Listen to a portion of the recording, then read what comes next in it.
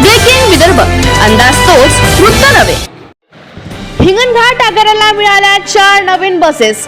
हिंगणघाट आगाराला नवीन 4 Lalpari buses प्राप्त झाल्या असून त्या प्रवाशांच्या सेवेत दाखल करण्यासाठी लोकार्पण करण्यात आले। श्री क्षेत्र आजनसरा येथे नागपूर ते आजनसरा नियमित बस सेवा सुरू करावी अशा सूचना यावेळी देण्यात आल्या। आमदार समीर कुणावर यांच्या हस्ते लोकार्पण करण्यात आले। यावेळी मासिक सत्काराच्या निमित्ताने उत्कृष्ट व उल्लेखनीय कार्य करणाऱ्या अधिकारी व कर्मचारी वर्गाचा सन्मान चिन्ह व पुष्पगुच्छ देऊन गौरव करण्यात आला आहे।